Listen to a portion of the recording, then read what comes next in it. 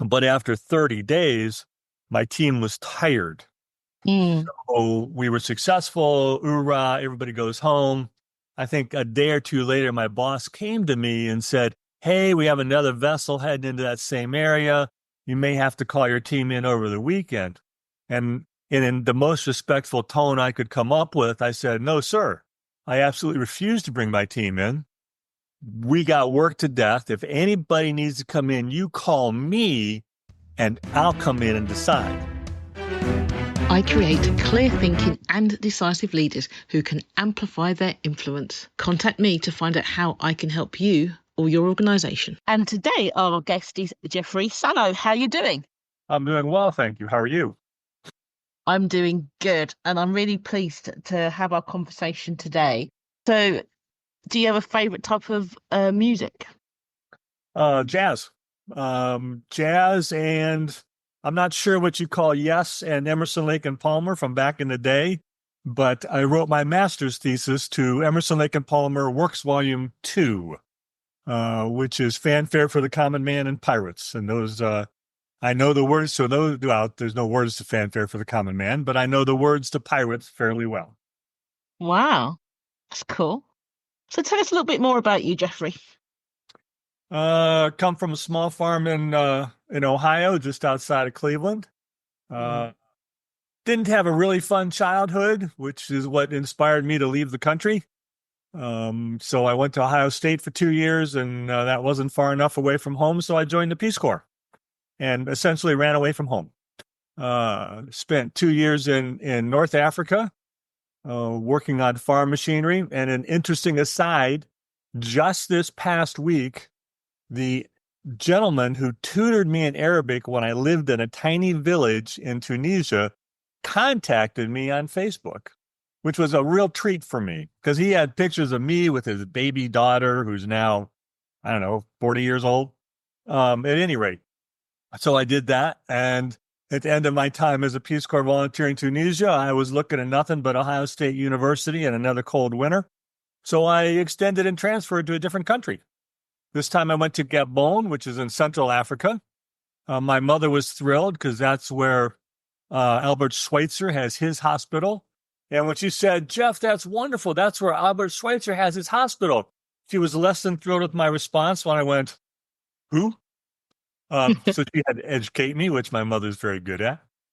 I did that for about a year and a half. When more shenanigans with my family made me decide to go back to Ohio, at least for a short period of time.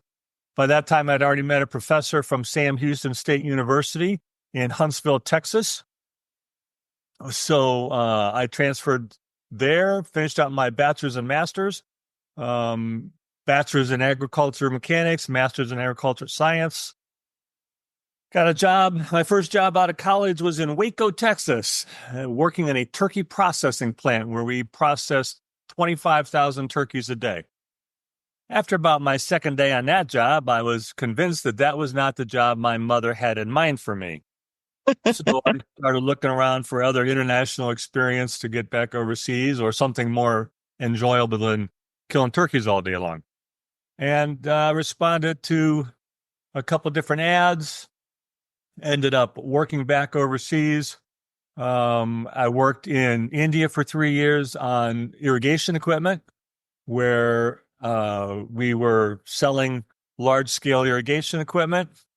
That contract was good for 3 years, and at the end of that 3-year period, I came back to the U.S.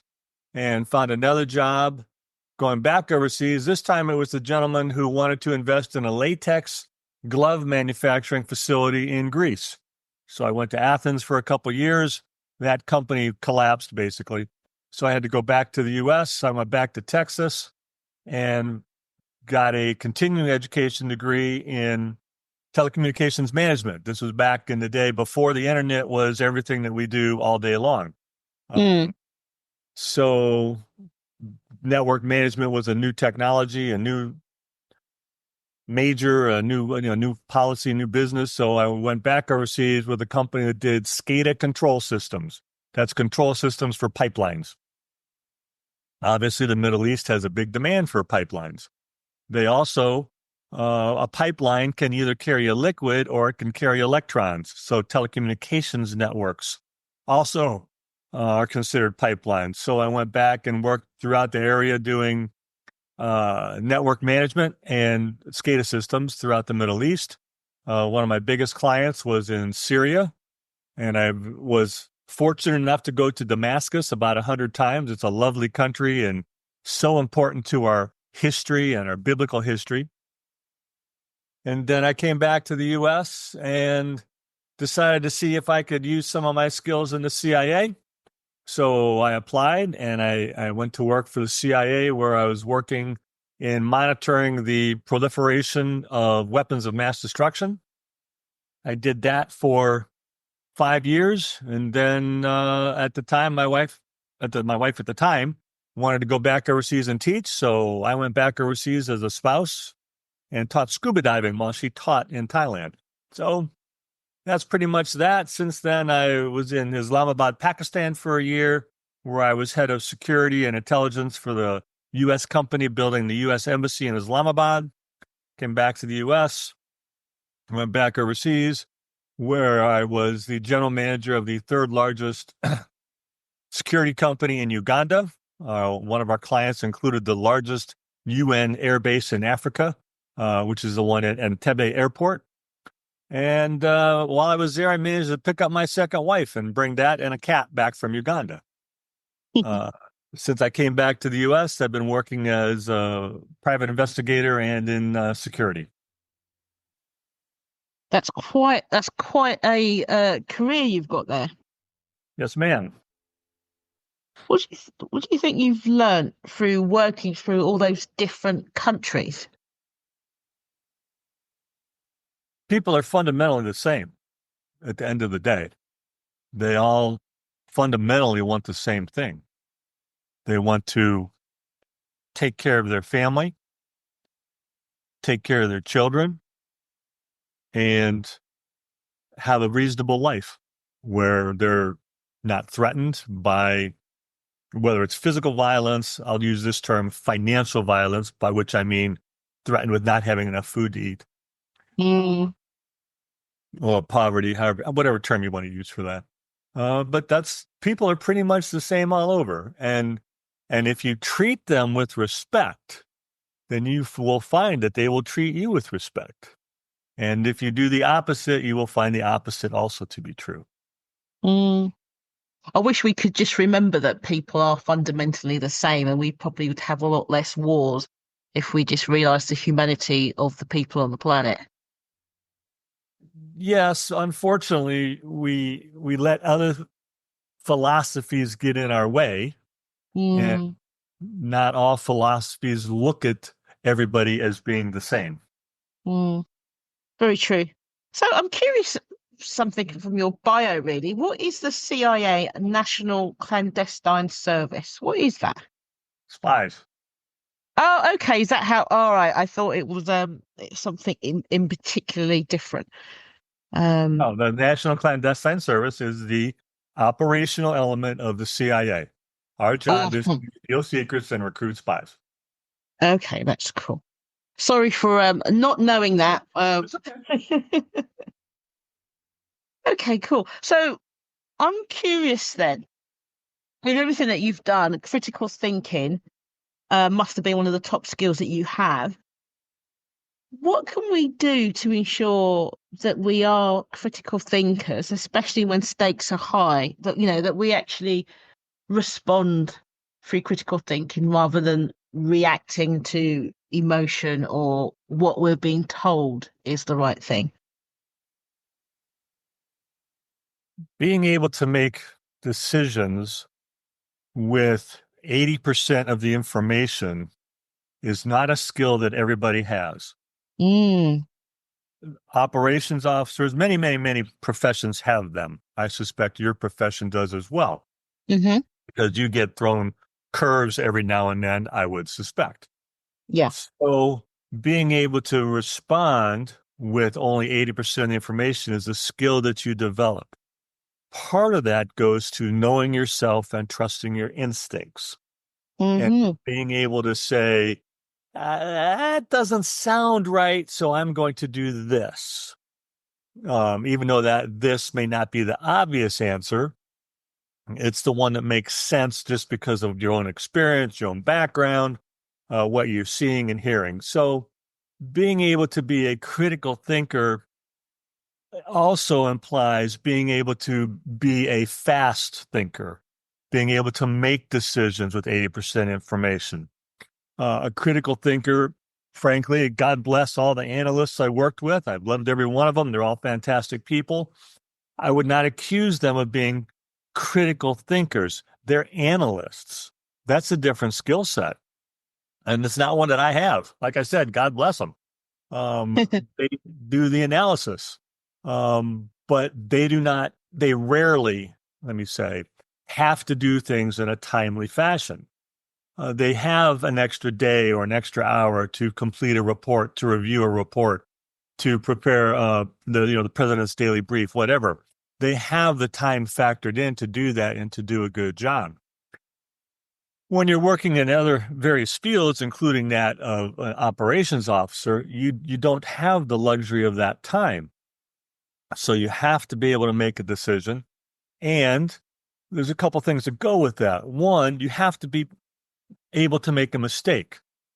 Part of leadership is making sure that your people are empowered to make a mistake.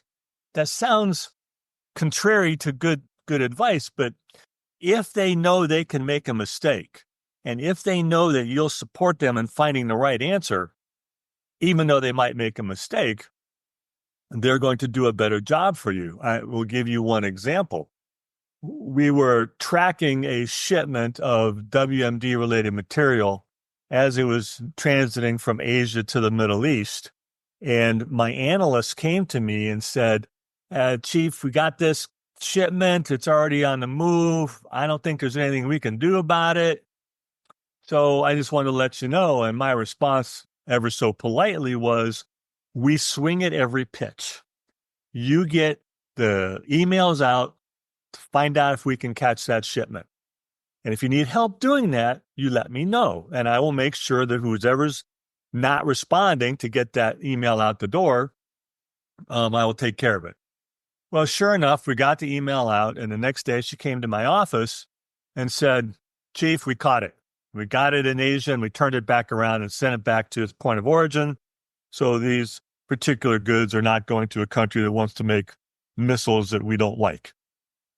So I empowered her to fail. She could have come to me and said, yeah, we didn't get it. Okay. But I empowered her to succeed. I drove her to succeed, and she got an award for that. I rewarded her success because she knew she was taking a risk on failing, and she knew I was going to have her back if she failed. Because when you're out there doing new and creative things, you have to be able to fail. Now, if you look at the history of espionage, what profession is older than espionage? If you read the Bible, you go back to Joshua 2, that's where he sent the 2 spies into Jericho.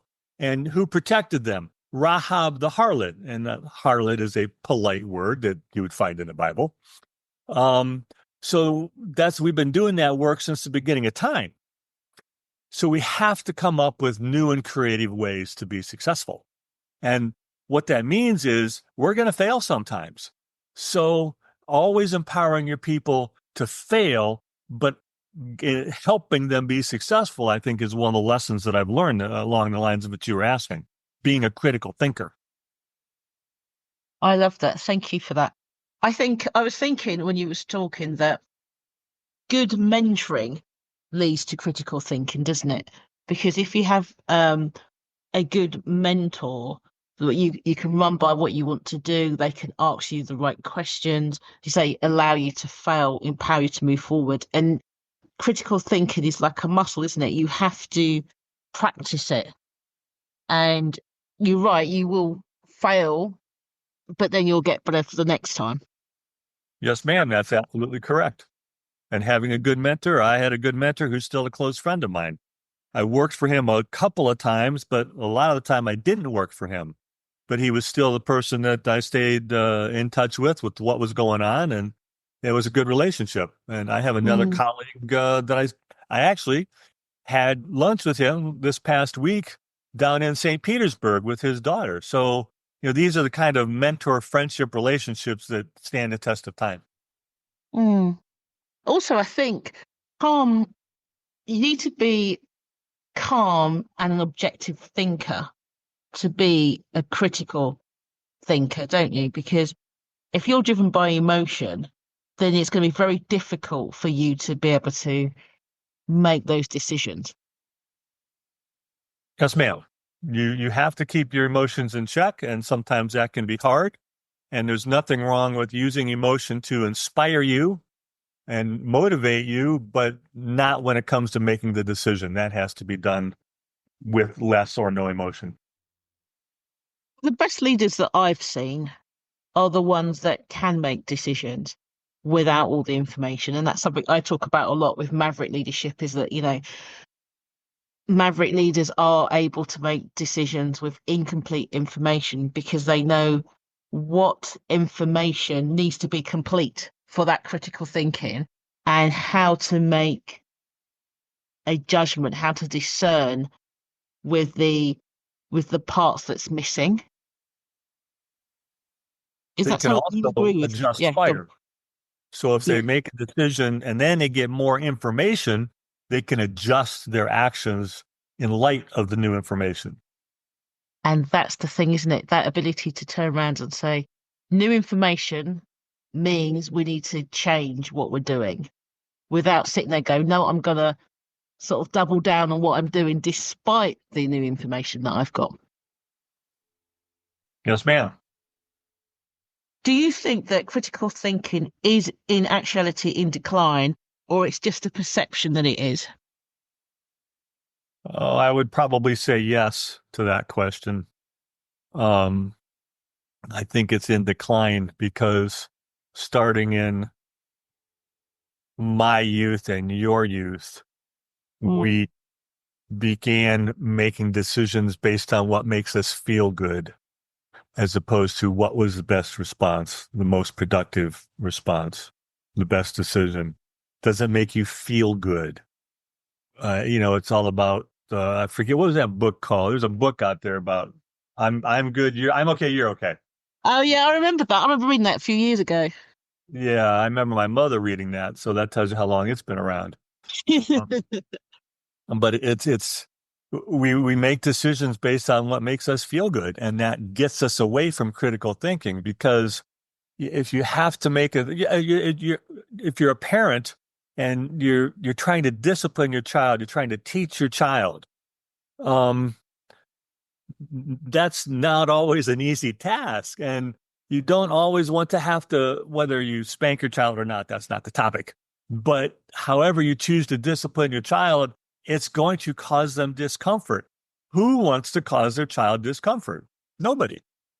Not if they, well, no good people do. Let me put it that way.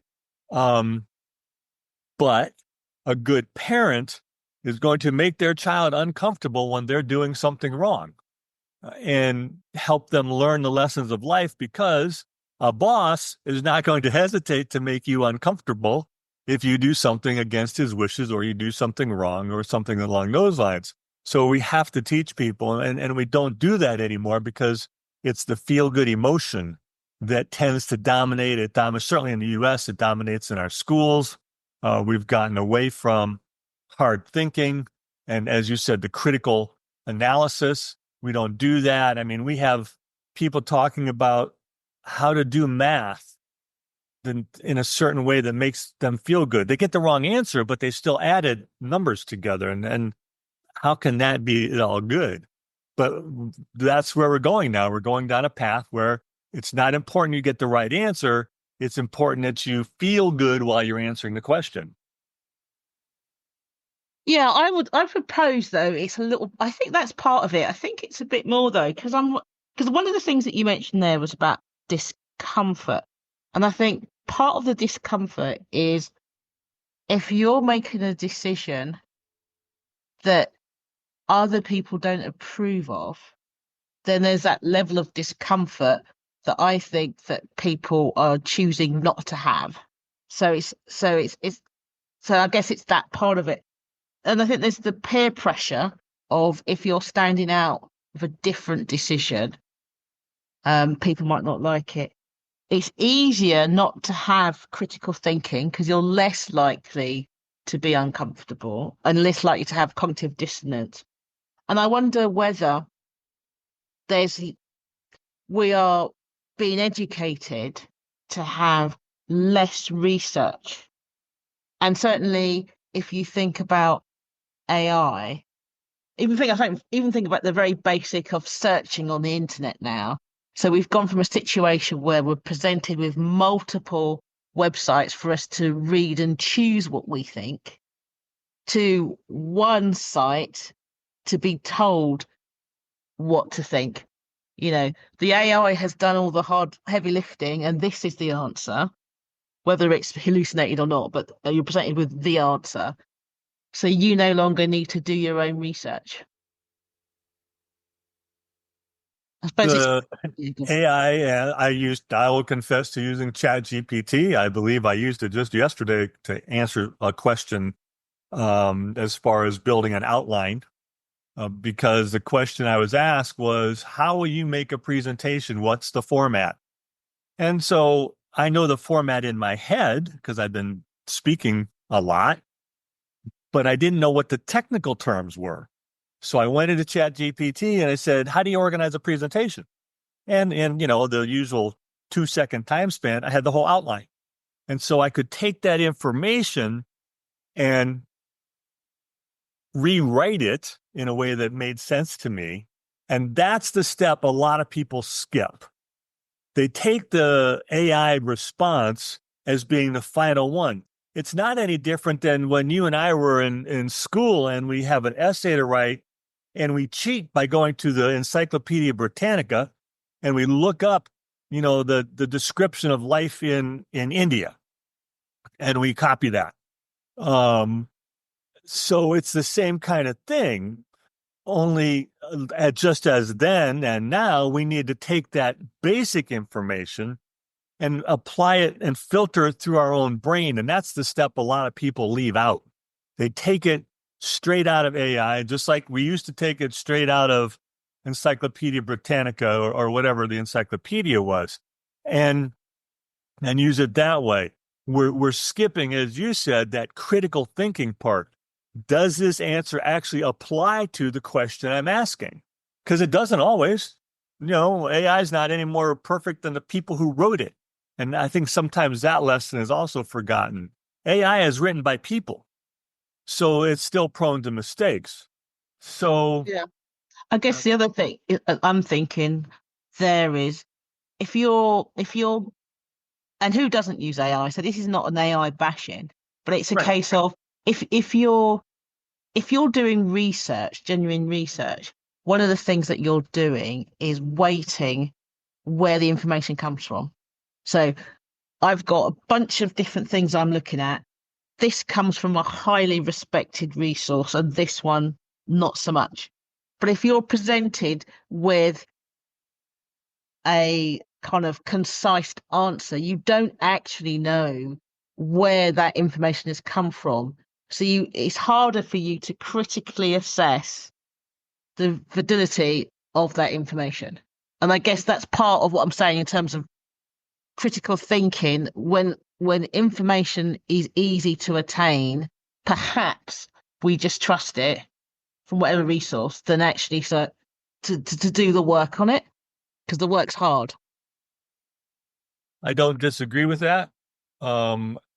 For me personally, and I'm the only person I can speak for, if I ask ChatGPT a question and it comes back with an answer, my first reaction is going to be, okay, now that I have an answer, let's go back and figure it out. Now I know a direction to go. Let's dig into where this comes from. So it's that next step that we have to be sure and do to keep AI and ChatGPT or whichever form you're using, just like the Encyclopedia Britannica.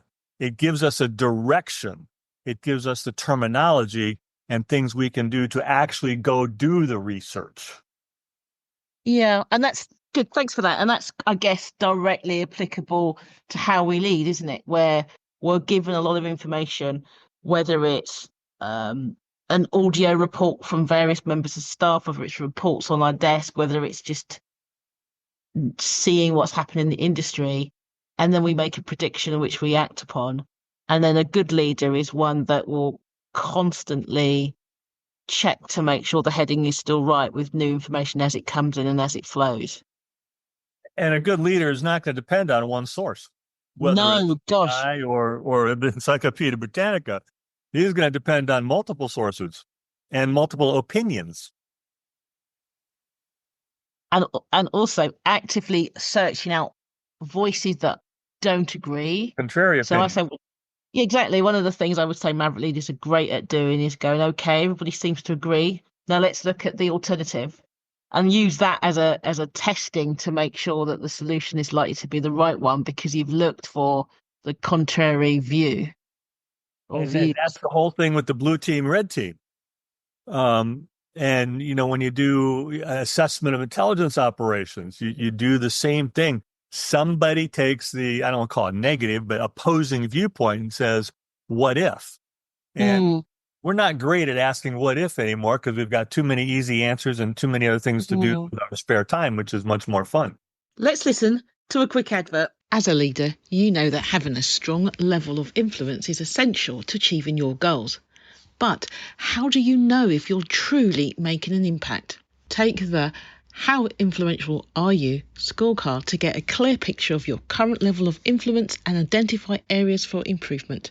With personalised recommendations and valuable strategies, you'll be able to amplify your influence and make a real difference as a leader. Don't miss this opportunity to improve your leadership skills. Take the scorecard now at amplifyyourinfluence.scoreapp.com. Welcome back to the Maverick Paradox. This is the podcast for the pathologically curious. Do you reckon that the ability to be a good critical thinker is the thing that's likely to keep leaders employed? As we get more and more AI and more bots and stuff into the workplace, is it critical thinking going to be one of those human traits that's going to make us stand out? Yes, we have to be able to do critical thinking. And your question harkens me back to when I was in the university. So this is 40 odd years ago, where somebody said, oh no, computers are answering all of our technology's taking over everything. And we were talking about ATM machines. And in point of fact, technology does not advance any faster than humans allow it to. So we developed AI, and now it's a tool we can use, but we still control it. And I think we need to always look at the toolbox and what's in the toolbox. Sometimes the toolbox is a dictionary, sometimes it's a computer, sometimes it's a hammer, sometimes it's your next door, your neighbor or your buddy or your friend that's done the same kind of work that you have. And a good leader has a full toolbox of places that he can go. So that will leave him the ability to think critically. AI is not taking critical thinking away from us. It can't take anything away from us. Now, we may give it up. We may stop doing it. Some people may choose that. But that's the person making that choice. And then that person is not, let's just say, destined for great things. All right. So tell me then, how can we best prepare for unseen challenges and unpredictable situations? Because I think that's really key for great leadership. So I'd love to have your opinion on that. Situations which are unpredictable, and we certainly live in a very unpredictable world right now. A month ago, I would not have predicted that Trudeau was going to resign as Prime Minister of Canada. And, there's always changes in our life. I think the best way to be ready for the unpredictable is to make sure you have a solid foundation. And whether that's a solid foundation of your employees, your team, you have a solid team. You have 2, 3, 10 people on your team, doesn't matter how many, but you have a solid team and you take care of them and they know you take care of them, then the ability to respond to the unpredictable simply becomes the ability to respond. I will give you another example of the importance of taking care of your team. We, again, back when I was in the agency and we were again tracking a vessel, and we had tracked it for 30 days and it had sat in a major body of water, and we worked with our military and partner services to get some stuff off that vessel that didn't belong on that vessel. And we were eventually successful. But after 30 days, my team was tired. So we were successful. Hoorah, everybody goes home. I think a day or two later, my boss came to me and said, hey, we have another vessel heading into that same area. You may have to call your team in over the weekend. And in the most respectful tone I could come up with, I said, no, sir, I absolutely refuse to bring my team in. We got worked to death. If anybody needs to come in, you call me and I'll come in and decide. And because, I wasn't being disrespectful and he knew I was just taking care of my people, he accepted that answer. And ultimately, we didn't bring anybody in, but he shared that story at the promotion panel because it's about taking care of your people. And actually, I got promoted to SIS. So we have to always make decisions that take care of our people. Yeah, we have a goal to meet. We have an objective. We have to work, whether it's increasing sales, interdicting shipments, landing somebody on the moon, whatever the case may be. But our people need to know that the leaders are going to take care of them no matter the circumstance. And if a leader loses that or does not earn that respect, then they're destined not to be successful. Whereas a leader that people know you watch, that doesn't mean don't discipline people or make them do hard work. Doesn't mean that at all. But it means they know you have their back. They know you're going to watch out for them and help them be successful. The number one job of a supervisor, of a leader, is not to be promoted. His number one job is to get his people promoted. And if they're promoted, then he will be successful as well. If they're not promoted, then he will not be successful. So the focus has to be on taking care of your people and putting them in a position where they can be successful. I love that. I think that's so good. And I think when you were saying about having a solid foundation, it's also by ensuring that your employees have that solid foundation, isn't it? That they know that they have psychological safety. They know that they can take risks. They know that, you got your back as well.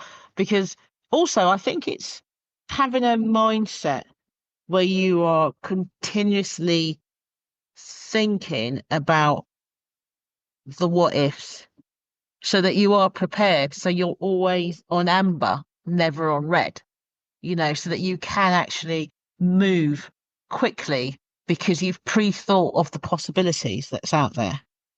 Yes, ma'am. I think that's a fantastic way to put it. And most operations officers operate with a yellow light. There's always a yellow light going off someplace. And we much prefer those to the red lights because those are big problems. We get red lights once in a while, but we much prefer to keep everybody on yellow lights. Yeah, it's about readiness, isn't it? Because if you're always on amber, that means that there's a level of readiness that's already there. But if you're on red all the time, you have to gear up to do something. And I guess if you look at something like COVID, there are signs that something big was going to happen. There were signs that you could see nobody could probably really predict, like the layman couldn't probably really predict how long it was going to go on or exactly what was going to happen. But you could see at least 2.5 months out, something big was happening, something was going to happen. So you could start preparing even though you didn't know what it was. And I think that those that did well through COVID in terms of organizations were the ones run by maverick leaders that were like, okay, we've got through the shock. We've had a couple of weeks of shock, and this is what we're going to do now.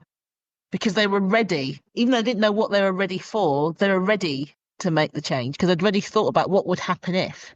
Yes, ma'am. All right, and so readiness, getting readiness can be difficult or can be perceived as difficult when you've got cross-cultural challenges, especially when you're in an environment which is complex or fast-paced or high risk. You've been all over the world working with lots of different types of people, lots of different types of cultures. How can a leader navigate through those challenges? With honesty, I like that. It's a great response. open communication. I think, as I said at the beginning, people are pretty much the same all over the world. Yes, culture in India is different than the culture in Uganda, no question. At the same time, they all want to take care of their kids, so they all fundamentally want the same thing. And we all fundamentally want our leaders to be honest with us. Yeah. I don't want to get into a political discussion, but one of Donald Trump's faults is that he is painfully honest.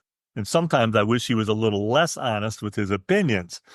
But when you compare that with other, we'll just say past presidents who have not been as honest with their opinions, one is much easier to take than the other. Again, it's not a question of agreeing with the politics or not. It's the perception of, okay, this is true. He said this and he's got a history, not just, I'm not talking about Trump now, just a leader has said, okay, we're coming into financially hard times now, so this is what we have to do.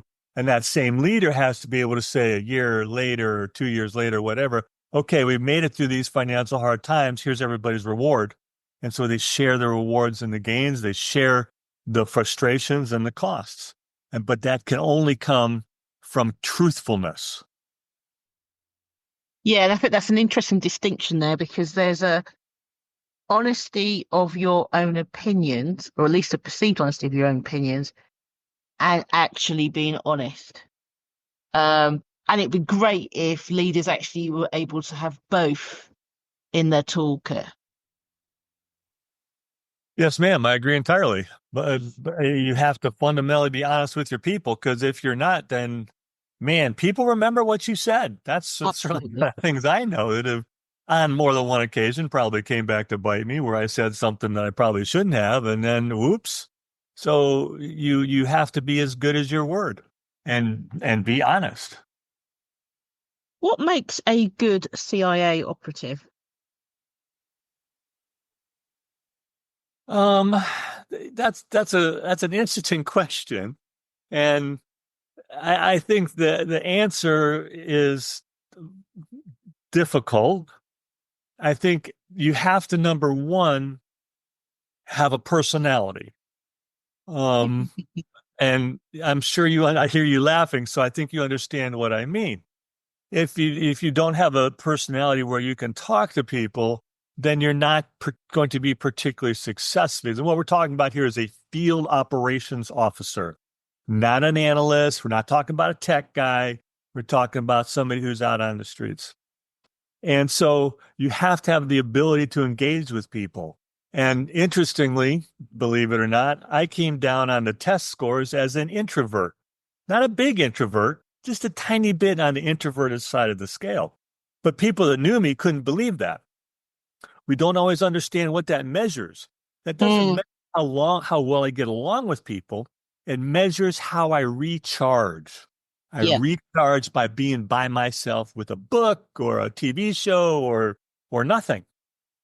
So I think you have to be able to work with people. You have to be able to engage with people. That's probably the most important skill. And if you can do that, then that's a big step forward. You have to be able to accept criticism. And that is also a skill a lot of people don't have. I used to liken when I would submit, or when someone would submit a new operational proposal to do this or that, and it goes before a senior panel. And if you could imagine standing on a table, buck naked, and this panel is hitting you with bamboo sticks. At the end of that meeting, an hour-long session, if you're still standing, then you have a good operational proposal and it goes forward. So that's the mental picture that I have. And not everybody likes that mental picture, but having been abused on more than one session, I've been there. So you have to be able to take the beating and have a strong enough ego that you can get through that, but you can't be driven by your ego. When you go to the training at the farm, the first thing they do is they beat that ego out of you. If they love big egos coming in for that field tradecraft training, they love that because they will beat it out of you one way or another, or you'll leave. But towards the end of the training, their objective is to build your ego back up. But as an operations officer, so you've learned to control your ego. And that's another requirement for almost any good leader. Control your ego. Everybody has one. And you need to know when to flex it and when to keep it quiet. So you have to be a people person. You have to be able to have your ego beat once in a while. And, it's the same thing with everybody that came to work for me. I told them you had to have a good sense of humor and work hard. If you have a good sense of humor, but you don't work hard, then you're a clown. Nobody wants to work with you.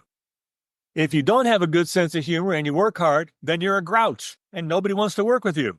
So have a good sense of humor, work hard. I told them this, have a good sense of humor, work hard, and I will take care of everything else. I will get you the training you need so that you can be successful in your job. And so I guess those would be the skills I would say are essential. Brilliant. Thank you for that. I thought I would check because I've had in episode 437 of the podcast, I had Rupal Patel on, and she was a CIA analyst, and the episode was called Tactical Ignorance and the CIA Mindset. So I was kind of curious as to see what you would say as he was talking about CIA operatives. And on episode 423, I had Efren A. Delgado on, who was an FBI agent in National Security and the Criminal Divisions, and the episode was called The Psychology of Motivation. So it was interesting to hear those three different opinions as to what's great in the CIA and the FBI in terms of what makes a good operative. So how different were the answers? I would say that the fundamentals were the same. And this is just an aside. I thought what was curious was the care taken in the response. And we've had a few military personnel on from various countries and various different, whether it's Navy, Army, Air Force, whatever. Even had a fighter pilot on last year. And I think there's something about these kind of roles that leads to a different type of leadership that you don't necessarily see in civilian life. And, a lot of the critical thinking, the responding rather than reacting, the care taken to assess what's been asked and answering it. And I would say a fast response time, but a considered one, and a strong sense of duty and certitude comes across. Yes, ma'am. Those are all fundamentals you have to have.